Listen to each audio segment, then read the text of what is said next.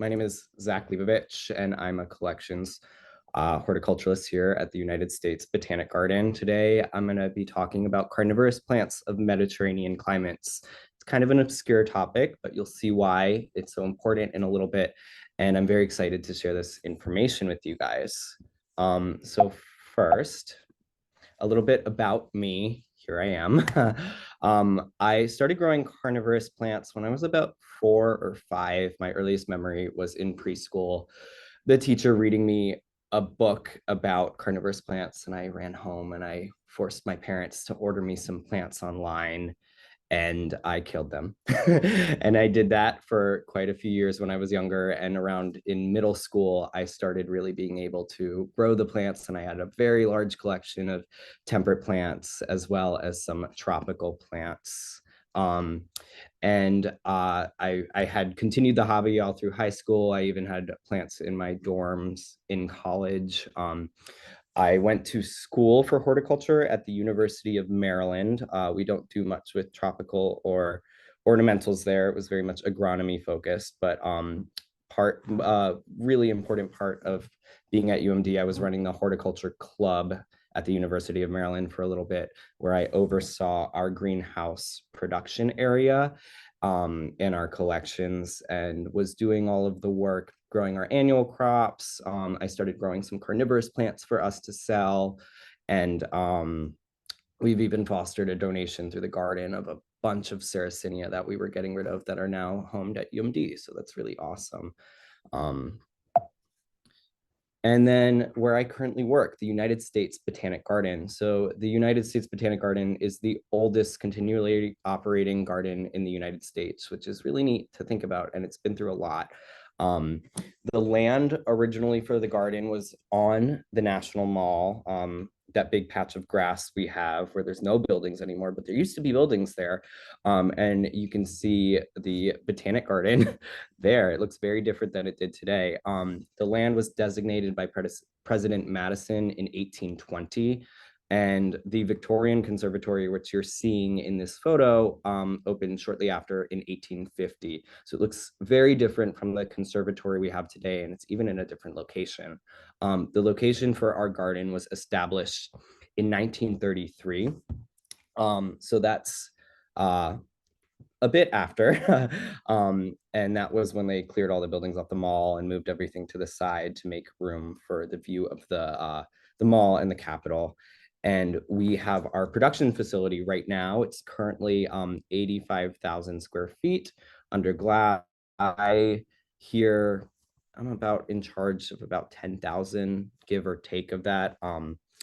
I oversee 2 of the greenhouses at the production facility, as well as one of the display houses at the conservatory. So here at our production facility, I grow all of our carnivorous plants, which are spread up into 2 different areas, in a tropical house and a temperate house.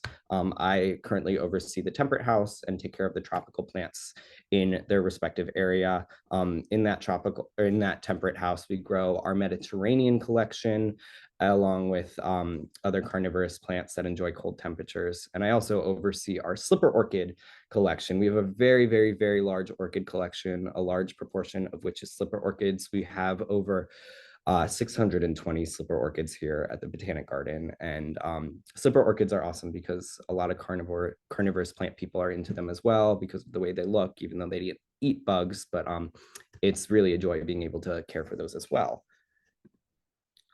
So here at the Botanic Garden, we have permanent and collection plants. And one of our designated collections we have is the Carnivorous Plant Collection. And that collection was recently established here at the garden. And the purpose of the collection is to inform the public about the charismatic nature of the plants. Lots of people love carnivorous plants for the way they look, as well as for conservation purposes, because they are so charismatic. I'm sure many of you are familiar, many carnivorous plants are threatened. So in this picture here, you can see lots of Venus flytraps. This was a display I installed it's about a year and a half ago now. It's about an 8-foot by 8-foot carnivorous plant bog, only carnivorous plants that features Sarracenia, Drosera, and Venus flytraps of the southeastern United States. So it mostly focuses on South Carolina and lower. So Venus flytraps are right at the edge of that range, but they really appreciate the protection. This is located in our southern exposure, where it is protected from winter temperatures and wind and freezing. And the plants really, really thrive here. This is a wonderful picture of how lush and beautiful the Venus flytraps really get in our DC summer heat and humidity.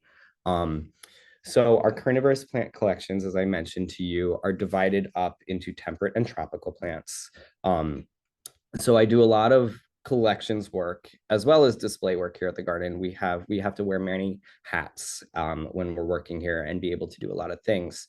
So using our collection plants, I make lots of displays. Here on the left, you can see a mixed temperate container bog. There's a hybrid Sarracenia in there, a Venus flytrap, Sarracenia purpurea, and Drosera venata. In the middle, this is our Sarracenia. We have a few hundred Sarracenia. We recently downsize the collection. These are, as of this year, they're now grown outdoors. I'm sure many of you know Sarracenia just really, really, really love to be outside. They're not the best greenhouse plant, and our greenhouses are quite shady. They have a lot of infrastructure in the cladding and in the roof that makes it tricky to grow these plants to their full capacity under glass. But here you can see them leafing out last spring and blooming. Really wonderful time of year. And then on the right, you'll see one of our carnivorous plant displays. This is another display I installed, this one about 2 years ago now.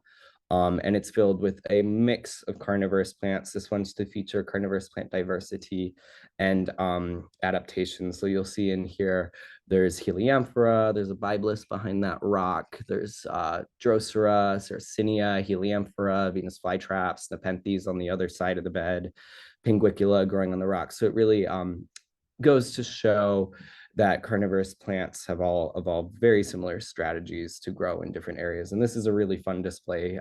So if you're in town, come check it out. So these mostly show temperate plants. On the next slide, I'll talk a little bit about our tropical plants. We are situated in the mid-Atlantic. It's very hot and very humid in the summer here. So we have a very difficult time growing highland plants, but we excel in growing lowland plants here. Our greenhouses are evaporatively cooled, so it's necessary that the humidity be low for the cooling to work. So it really works well in the spring and the fall when we have low humidity. But unfortunately, in the summer, it's a rare day that we have a greenhouse that's under 80 degrees. So it makes it very tricky to grow things like Highland Nepenthes, epiphytic utricularia, even though I have a picture of one here. Helianthera are very tricky for us, but the lowland plants like the Pedicularis sundews, the lowland Nepenthes, those all thrive for us. They absolutely love the heat. On the left, you'll see Drosera falconeri. That's a wonderful plant. Everyone loves looking at that one because of its resemblance to Venus flytraps, even though they're not really, they're in the same family, but they're not really that closely related. Just a wonderful example of evolution.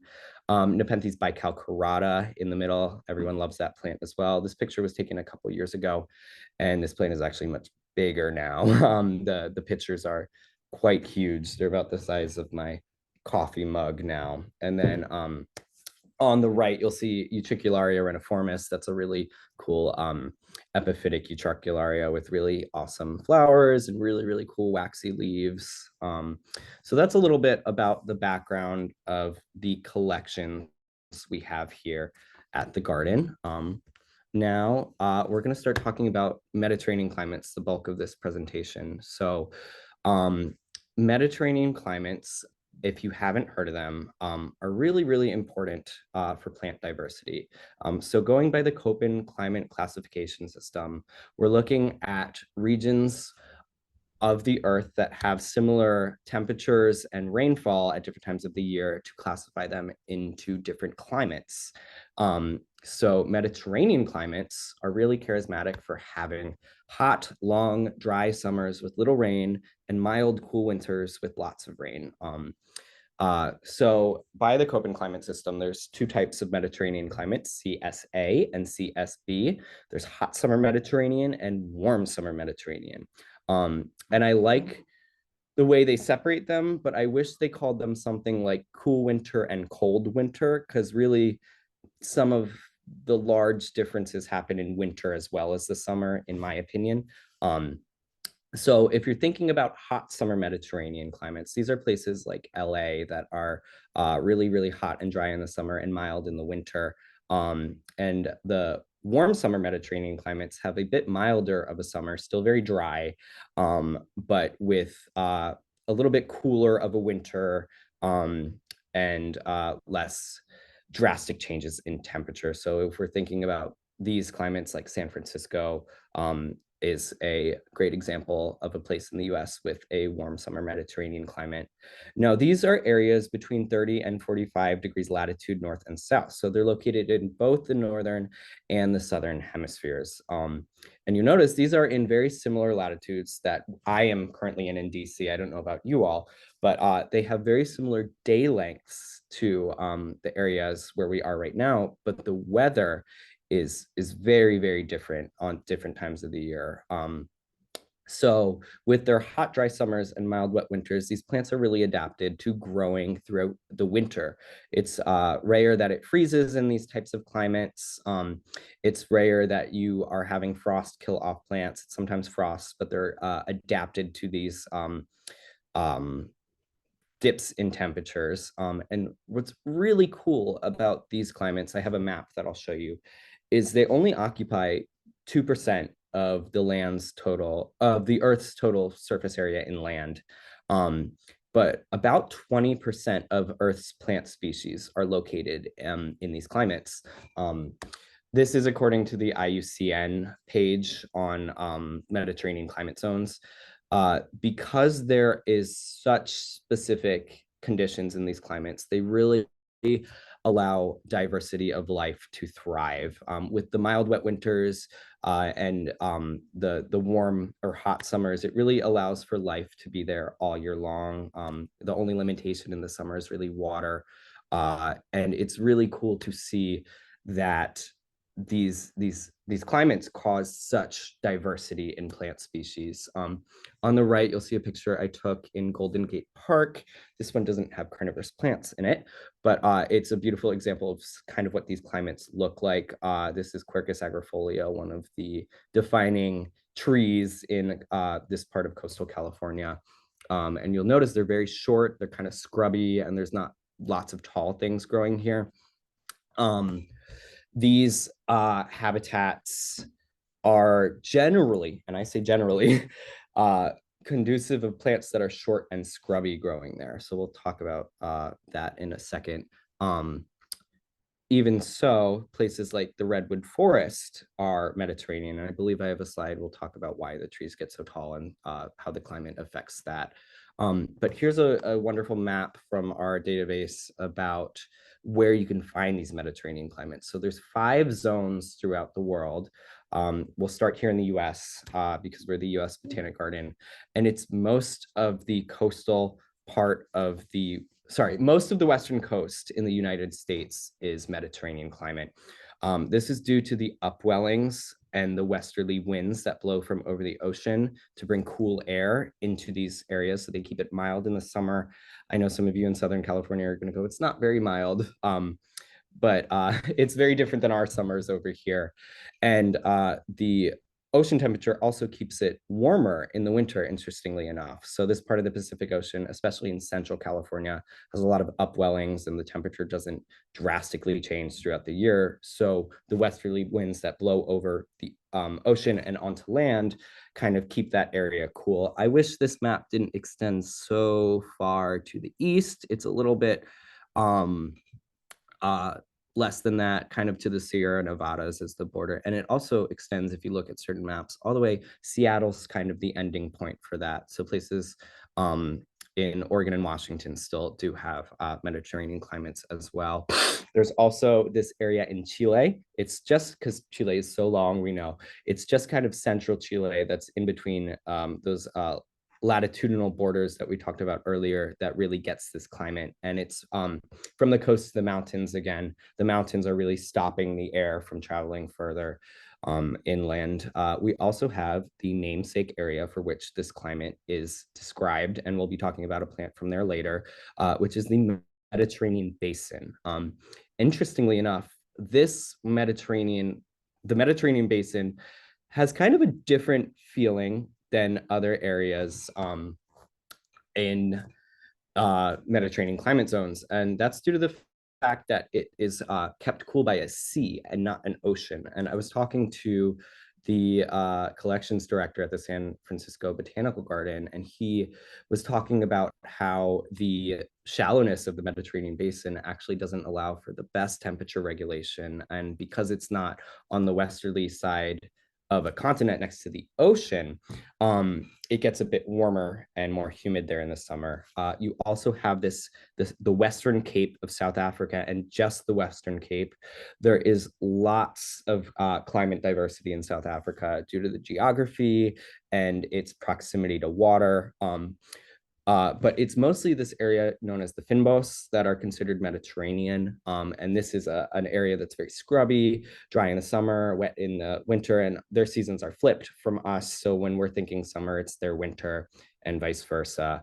And you'll see lots and lots of beautiful flowers blooming at this time, at their springtime.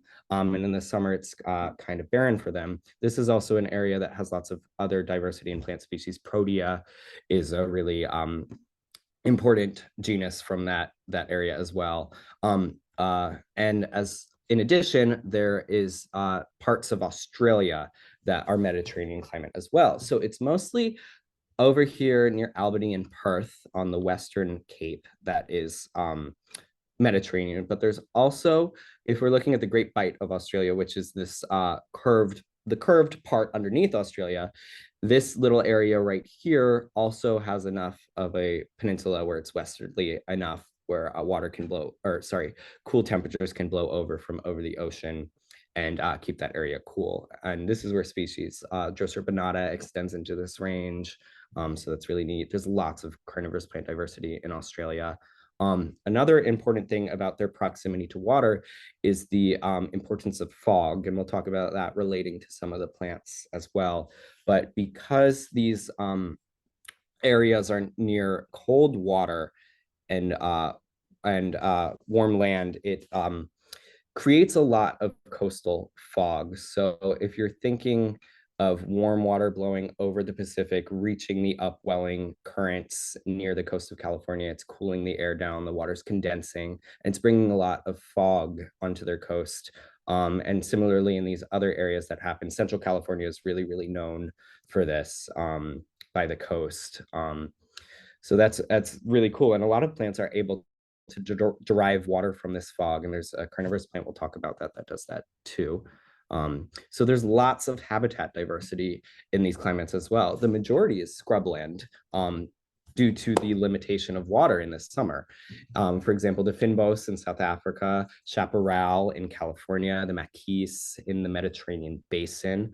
And these areas are really important for having plants, which are known as sclerophylls. And when we start talking about the carnivorous plants from these areas, you might think to yourself, they don't look like that. Why do they look different than all the other plants growing there? And they have some unique ways of dealing with the climate. Sclerophylls have really, really small leaves, waxy leaves, short internodes, things that keep them from losing water in the summer and being able to survive through to the next winter. In addition, a lot of Mediterranean climates are very prone to fire. So if we're thinking about California, especially here in the United States, fire is really it is good and bad. With climate change, we're having a lot more prevalence of fire, but fire is actually really important for regulating these habitats. It keeps plants short, it keeps things from getting too tall, it allows light to penetrate down into, I say understory, but there's not much understory in scrubland. It's kind of all down low, allowing plants that really enjoy sun, like carnivorous plants, to thrive. In addition, there's plants in these habitats that really need fire for the seeds to germinate. There's carnivorous plants like that, like Biblis. I believe there are a couple species of Biblis extend into the Western Cape of Australia. I do believe they're more northernly than that, but fire is still prevalent. As we know, fire is very prevalent in Australia, especially now. But these climates also fuel things like the redwood forest. And redwood forests are only able to get so tall on the West Coast because of the prevalence of fog.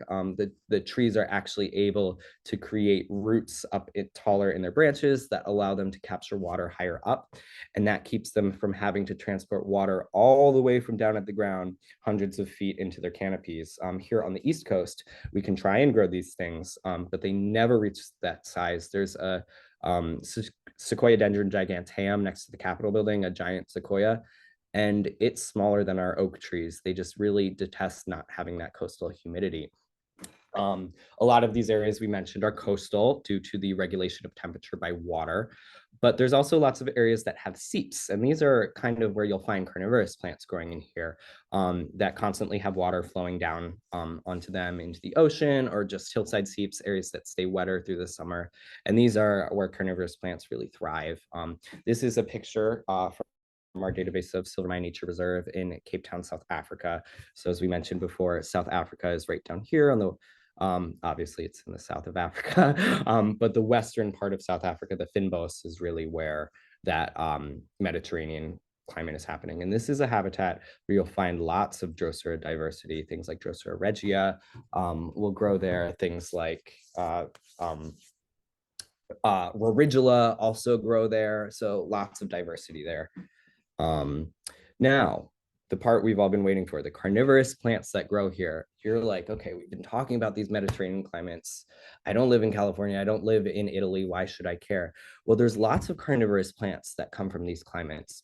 And usually these plants are very difficult for people to grow because they don't relate the plants to the climate. I had been trying to grow plants like Cephalotus and Drosophyllum and Drosera regia and Rorigula for a long time when I was younger. And I knew nothing about Mediterranean climates. And I really didn't understand why the plants evolved in the way they did and the things that they get in nature that are really allowing the plants to thrive. So we'll go through this list and you can see just how many carnivorous plants are on it. And I mentioned these climates really allow plant diversity to thrive. And we know carnivorous plants are all angiosperms. I actually, I think there's maybe for the most part, they're angiosperms. I think there's a fern species or something that captures things with hairs or something now. I'm not 100% sure about that. But we're talking about mostly angiosperms, mostly flowering plants, and even so, mostly recently evolved flowering plants. These areas really allow for evolution to thrive and lots of plant species to develop. So if we're talking about Mediterranean carnivores, we have things, everyone loves Cephalotus follicularis, the Australian pitcher plant, very difficult to grow.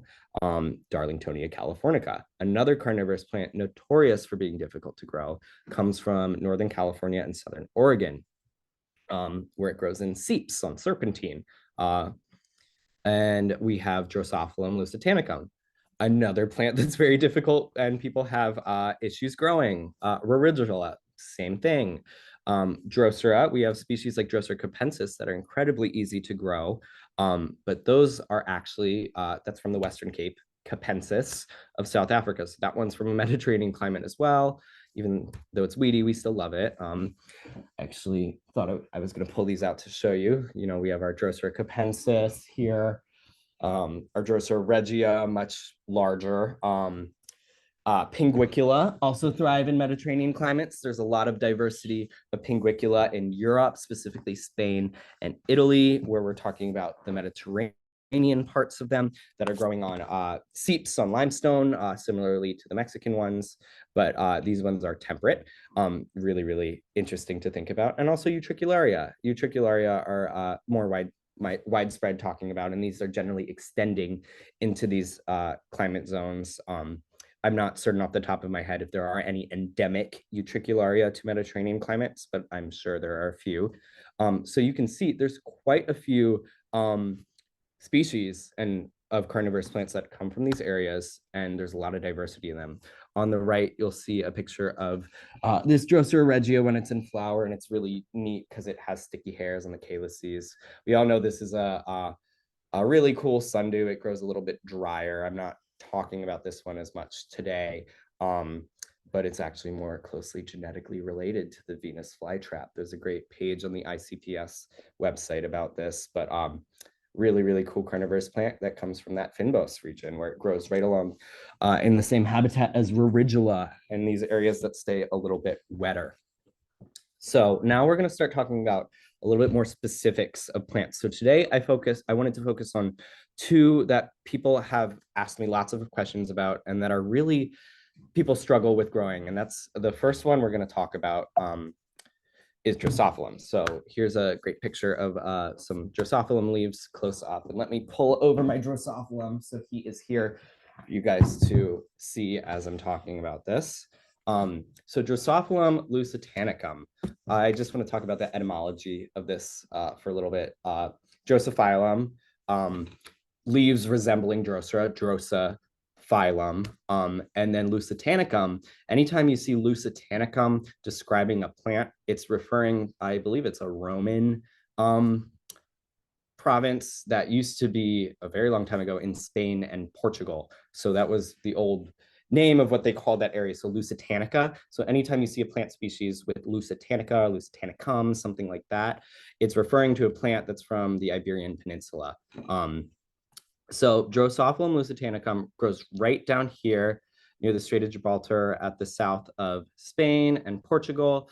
I believe there's instances of it growing in northern Morocco, but it's right here at this strait, and it's growing in very dry areas. So I mentioned before, lots of these carnivorous plants growing in these climates are still getting water and are adapted to growing in seeps or areas that are staying wet or are going dormant at times of year where they're not wet.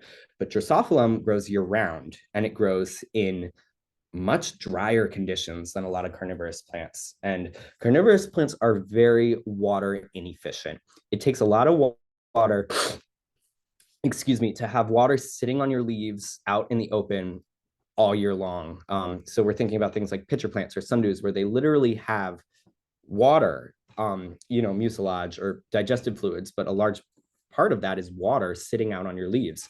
And if you're thinking about this Drosophilum that would be growing out in the hot sun in Spain and Portugal, where it rarely rains through the summer, why would this plant develop this adaptation where it has water sitting out on its leaves and it doesn't go dormant and it doesn't die back?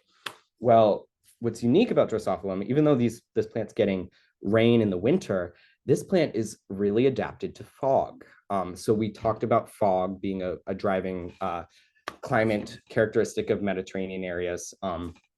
This plant not only can capture insects using its leaves, but it can actually capture fog, similar how redwoods are using atmospheric humidity. This plant can condense fog on its leaves and get water in that way. So it's able to survive those dry summers just by getting water that's condensing from over the sea and ocean that it's near.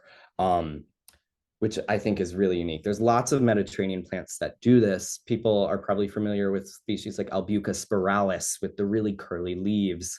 Those are adapted to catching fog as well. So this isn't the only plant that captures fog. We talked about redwoods, but that's a really important thing to know when you're growing this plant. So Drosophilum does best in really full sun, really, really bright light. You're thinking these are growing out on sandstone crevices, out in full sun in a scrubby habitat in the Maquis of Europe, where they don't have many trees around and they don't have much protection from shade. I'm sure we all know carnivorous plants love sun, so that's not a new thing. But if you can grow this plant outdoors, that would be wonderful.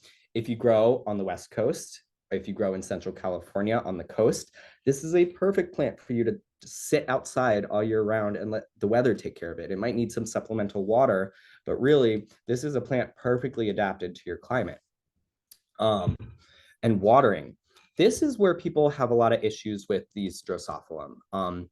I hear lots of people saying keep them very, very dry. Don't let them get wet. You need to slack pot them. You need to plant them in a pot, in another pot, and just water around it, stuff like that. And again, horticulture really depends on your growing conditions and your climate and where you're located. So I don't live on the San Francisco Peninsula. I can't just stick this plant outside and hope for the best. I live in an area that's really humid in the summer and really cold in the winter. Well, we're more mild now. But even so, watering these plants, I actually use the tray method when they're younger. And I'll say it one more time. This is what I do. It works for me. If it doesn't work for you, maybe your conditions aren't similar to mine and you might need to try something else. But when these are young, I use the tray method. While they're in peat pots and after I transplant them into terracotta pots. And I'll talk about that when I talk about propagation of this plant. And these are in the shallow tray method, no more than a half inch of water at any time. And I'm kind of watering them like I would a cephalotus, which I'll also talk about, in the way that I'm filling up the tray and letting the tray go dry for a day or two in between waterings. But these, I find they really thrive when they're younger, given lots of water, and it causes the plants to grow a lot faster than the ones I've grown dry. And I really haven't had any instances of this plant rotting out. I've heard lots of people talk about how susceptible Drosophilum are to rot. I grow in a very dry greenhouse, which might be why, but they don't really rot for me. I know that's a big issue with other people. And then for media, this might be why I don't deal with rot. I use a very, very high inorganic mix. So it's mostly pumice. I add a little bit of silica sand into there as well, but it's about 8 to 2 fine pumice to peat moss. Another mix you could use would be half and half sand and pumice, and then 2 parts peat. So 4, 4, 2 sand, fine pumice, and peat. You really want plant, excuse me, a mix that's going to be incredibly well draining and not hold water well. We're remembering these are growing out on sandstone outcrops and rocky areas in the Maquis of Spain and Portugal. So it's important to think about that in their mixes. They're not adapted to growing in a bog like something like a Venus flytrap is. Another reason I use a very high proportion of inorganic media is the pot that you put your Drosophilum in after it's a seedling is its forever home. These are plants that do not like to be moved around at all, and really minimal root disturbance will kill the plant. There's horror stories of people putting these on trucks or shaking the plant or even just moving it and the plant has died. I've never experienced that, and I move these back and forth all the time because I put them on display and they get on a very bumpy truck ride and get driven down cobblestone and all the way up to DC. It's about a 20-minute drive from our production facility to the conservatory. So these get moved around a lot and they don't die when I move them. I'm not saying harass your plant and shake it just to see, but they're a lot hardier than people think they are. Anyways, the temperature for these plants, cool all year round would be preferable, even though they're adapted to temperatures that are higher. If you can grow them at a cooler temperature, they'll probably be less susceptible to disease for you in the summer. But here in our greenhouse, as I mentioned, we have evaporative cooling that's not very effective in the summer. It's regularly in my greenhouse in the spot that these are grown, it's in the 90s in the summer. If you can keep it in the lower 80s, that would be much better. And then I say in the summer, if you can get cool nights, that would be wonderful if we're thinking about cooler temperatures off the coast. But really, we don't get those. It's rarely under 70 degrees here at night. I try to keep the greenhouse that I grow the temperate plants in the summer around 70 at night. But if it's really humid, we're not getting that. And unless the temperatures outside are cooler than what's inside, it's really tricky to cool them. And then in the winter, these can take quite a bit of cold. And my temperate greenhouse, I grow the Venus flytraps indoors. So you have to think the Venus flytraps are going dormant. This plant is actively growing when they're dormant. I keep the greenhouse, it rarely goes above 65 in the winter. It's really easy to cool in the winter because I can just open the roof and let in the cold air. And then at night, the greenhouse gets down to 42. And I'm not 100% certain if this has to do with anything about flowering. These generally start to flower for me as soon as the days start to warm up. And there's lots of plants that need the cold to flower. So I assume, knowing the climate this is from, that it would need it as well. These flower very freely for me. I'm very excited. I noticed today some of ours are having flower buds on them. Last year they flowered much later in the year. But I actually let the greenhouse get a lot colder this year, so that might be why. So we're gonna have flowers soon, and that's really important for propagation. Humidity lower is better, even though these are adapted to fog. Fog and humidity are different. Fog is literal droplets of water in the air, whereas humidity is gaseous water. So that's a little bit different. So we don't want 90% humidity. We don't want Nepenthes humidity on these. And seasonality, I just mentioned, we might need the seasonality for these to flower. They're growing actively and look best in the cool off season. But you don't want to keep them too cold and wet, or else you could get rot. I haven't experienced this, but I've heard lots of horror stories about it. And these aren't very pest prone. They have lots of sticky trichomes on their leaves, so they don't get as many pests. But things like mealybug can get down in the crown, and I usually pick them off with a toothpick or like a little toothpick with alcohol and just stab them. And I keep a close eye on these because I love them. Aphids are another thing. If they get in between the hairs, they can bite the leaves and cause deformities. And then rot, another one. I mentioned keeping them too cool and too wet will probably lead to rot for you. Again, I still haven't experienced this yet, though. Propagation is, how are we doing on time? Okay, I'll try to go a little bit faster. Propagation is really important with these plants. Many people describe them as not being long-lived perennial species. A lot of them will die after flowering. Usually I can keep them for a few years after they flower, but they'll start to get kind of ugly after that. These have a terminal inflorescence. They bloom once from the growing point and they branch out. These bloom in the mid to late spring. And it's really important you pollinate the flowers to get seed, because the only way to really propagate these guys is from seed, because you can't unpot them and divide them and things like that. I use a fine grit sandpaper to rub the seeds just until a little bit of that coat is removed. And then you can place the seeds on the same media that I described earlier, the peat and pumice mix, in a plastic bag in a pot, and wait till they germinate. And these have pretty sporadic germination. There's something in the chat. The plants, yes, you can, they are self-pollinating. You can use the same pollen from the same parent. And was there a flower on the last slide? Oops, how do I go back? Yeah, so this is the flower. This is a really cool one because it came out as a double. Not many of them do that, so I thought I'd share that. Usually it's just a single 5-petaled flower. It looks a lot like any flower in Caryophyllales. It looks like a Venus flytrap flower or a Drosophyllum flower, even though these aren't very closely related. They're in the same order of carnivorous plants. Okay. Once they're germinated, you can scoop the seedlings up and move them to peat pots. You can just place them on the mix and they'll root right into it. And after that, you don't want to touch them. Once they have roots, you really don't want to touch them. You want to move them as soon as you see that first radical emerge from the seeds. You don't want to bury these that deep, so it's pretty easy to see. And then you can put them in their individual pots. And then lastly, once they get to about 3 inches tall, you can plant them in their final pot. You can see down here, they look very, very small.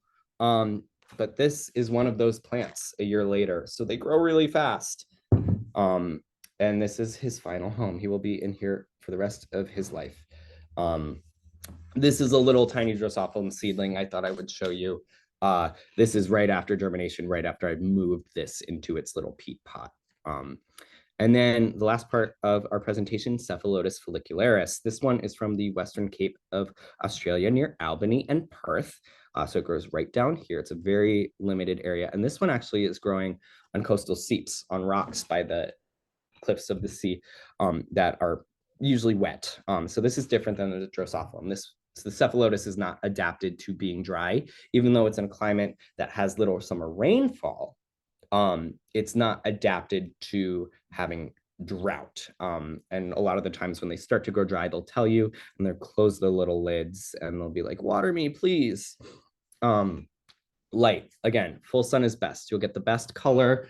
Oh, I have a Cephalotus here for you guys too. Here we go.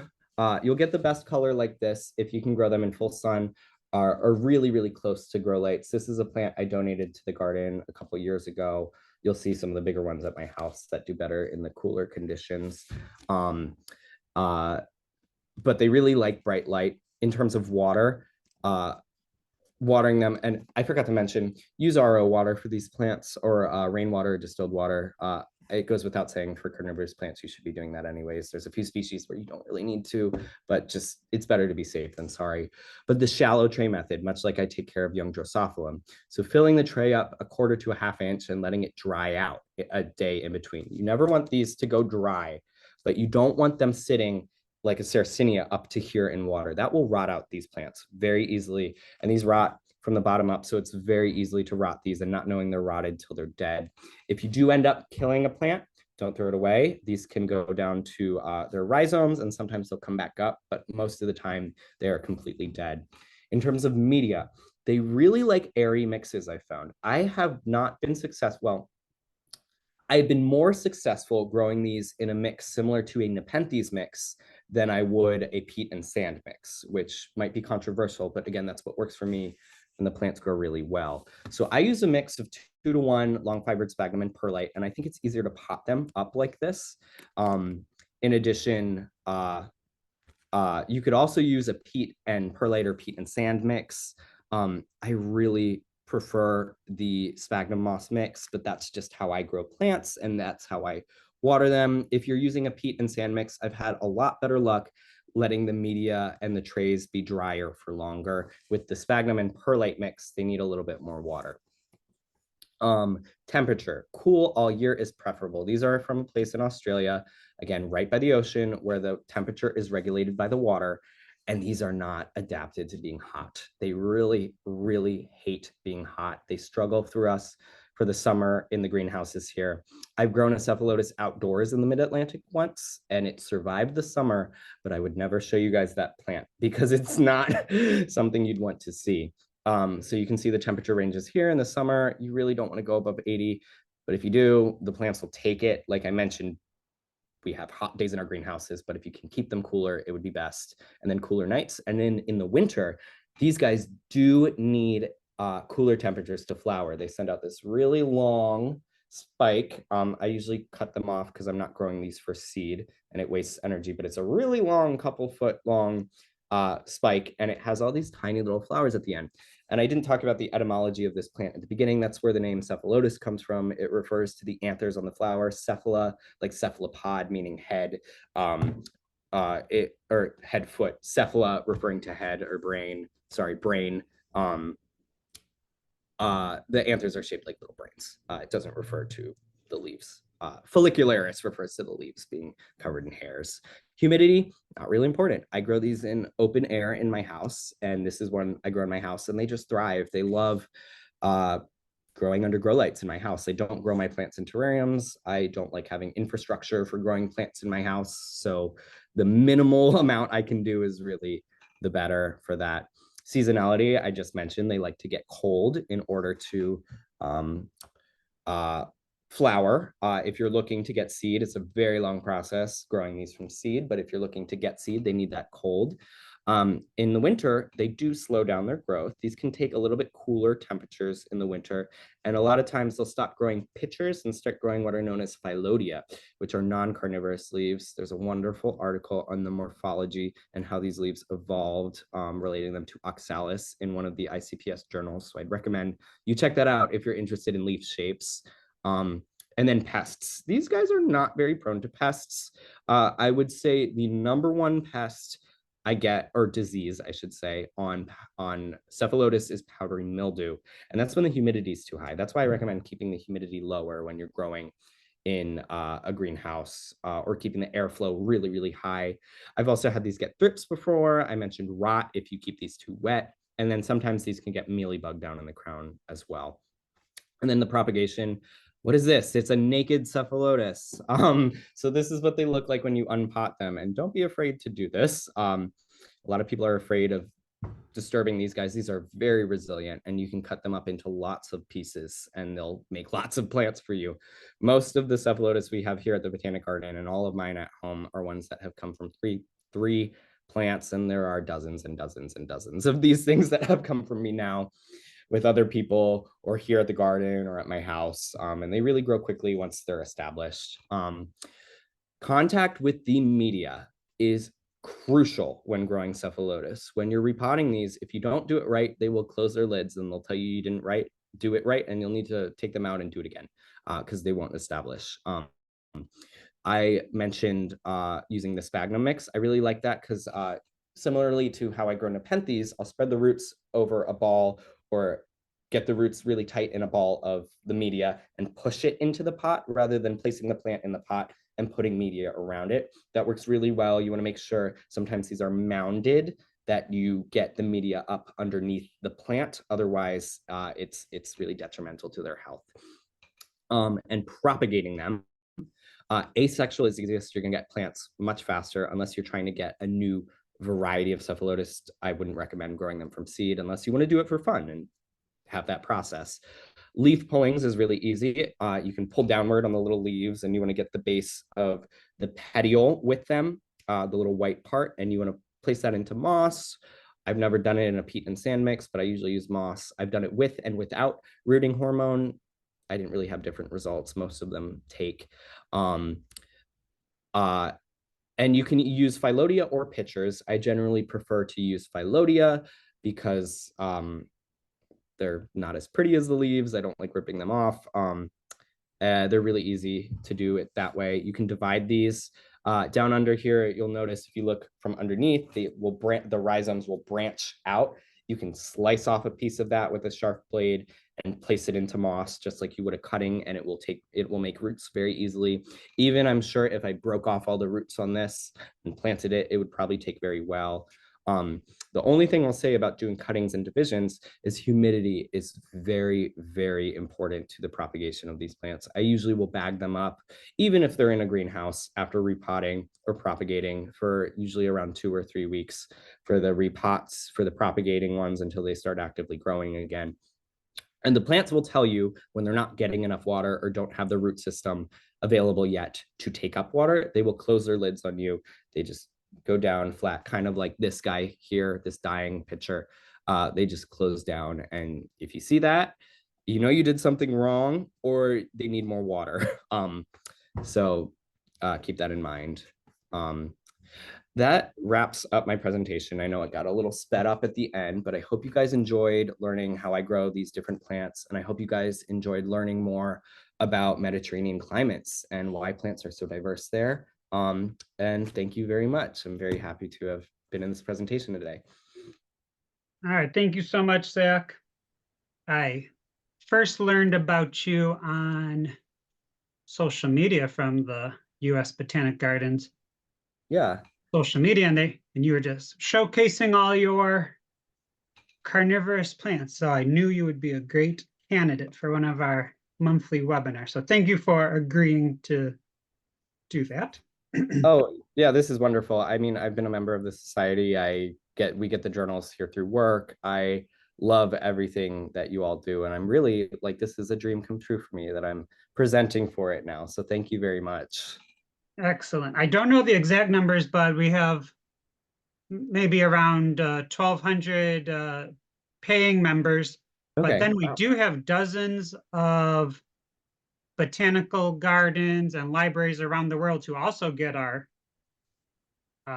quarterly newsletters. Yeah. So that was a Yeah, good point. they're wonderful. We get them here, and I've learned so much from them. I mean, I recommended the Cephalotus article, but there's so many amazing things in every single one of those. Not to mention the pictures are always really pretty too. I love looking at things. So yeah, definitely.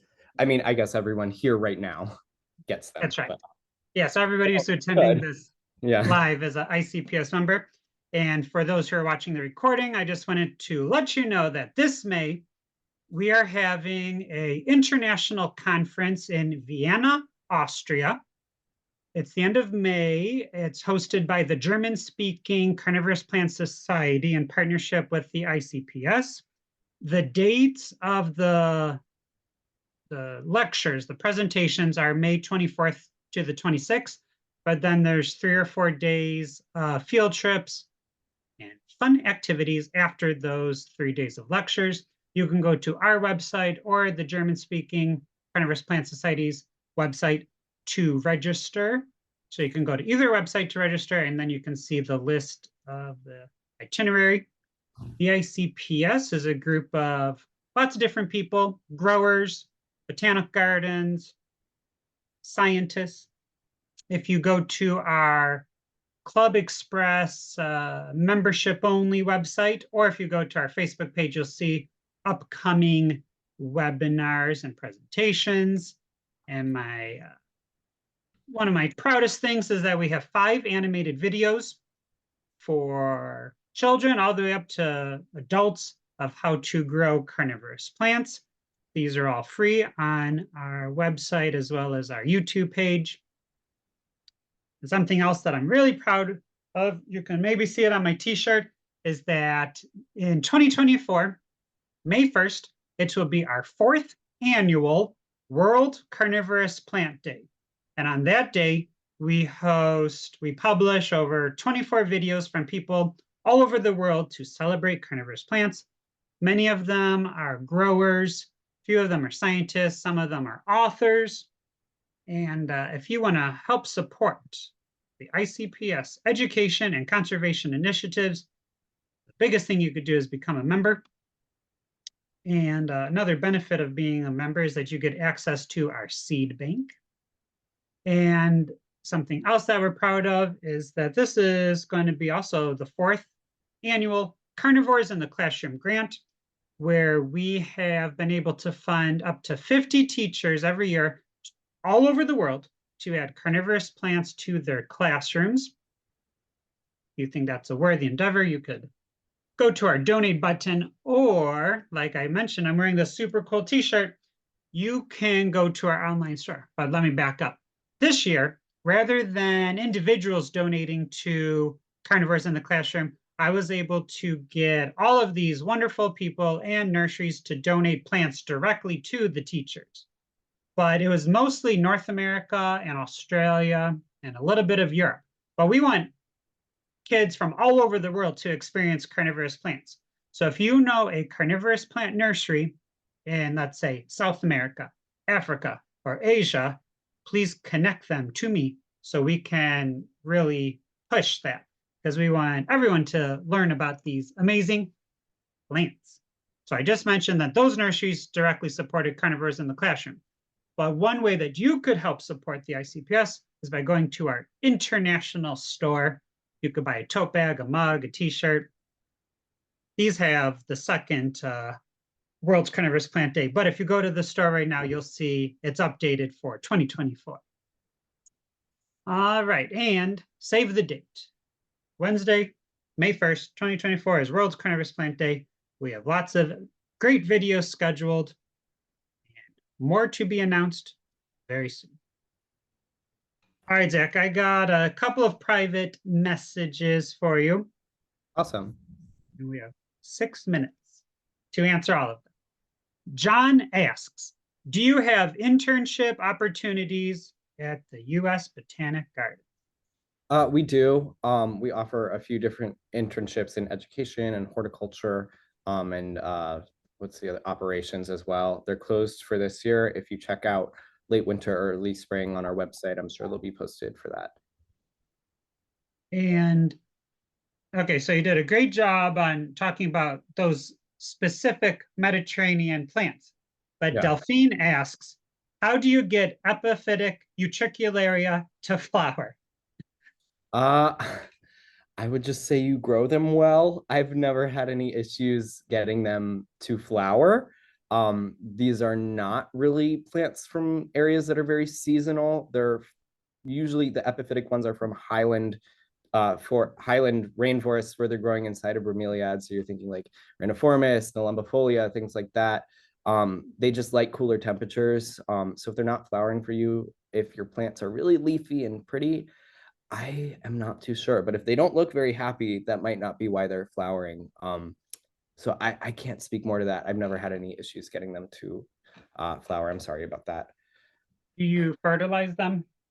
I don't hear, to be honest with you, we get a lot of bugs in the greenhouses, and I also grow them in very dirty trays of water, where they are getting lots of microorganisms to eat. I don't fertilize many things here because I fertilize anything I am growing as a crop for display, but for our collection's carnivorous plants, like I don't need the Sarracenia outgrowing the pots every single year. We have hundreds of them. So really, I hate to say this, but keeping the plants growing slower is better for us. We're spread very thin in what we manage. I mentioned I also have 600 slipper orchids in addition to the display and other greenhouses I manage too. So keeping them growing slower for us is a little better. All right, the last question, Aaron says, you mentioned production greenhouses. Do you sell plants or are you propagating for your own displays? We don't sell any plants for a federal institution. We'll sometimes have plants that are used for educational purposes that people can take home after events. They're not giveaways, they are used for educational purposes. Um, uh, and but we're not growing things for the public to buy here. We're doing conservation projects. I'm on the collections team, so really when I say things for my display, I do grow crops of things like snapdragons and echium and things like that for our Mediterranean house, but they're not for sale. I grow a few extra more than I need to have backups when the plants are dying or if someone falls on them at the conservatory, then I'll swap one out. But really, we have just as much as we need here. There, and again, we're federal, so we can't sell anything. All right, well, thank you so much, Zach, for taking the time to do a great presentation. Our Thank you. members really appreciate it. And I look forward to everyone attending next month's webinar. And Zach, you got to see if those gardens will send you to Vienna, Austria in May.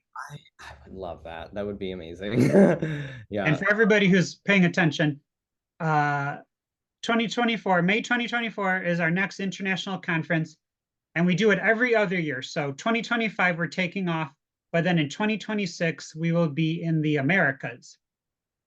So stay tuned for that announcement. And everyone have a great day. Thank you, Zach. It's not a surprise that gardeners, educators, and scientists are fascinated by these unique plants. The International Carnivorous Plants Society, or ICPS, not only love these plants, but welcomes growers just getting started all the way through professional scientists. The ICPS even started an annual World Carnivorous Plant Day to celebrate them. The free online event is held the first Wednesday of May. Take a look around our website and you'll find historic documents about carnivorous plants, growing guides, free educational resources, and more. Have questions? Ask. We don't bite, but our plants do.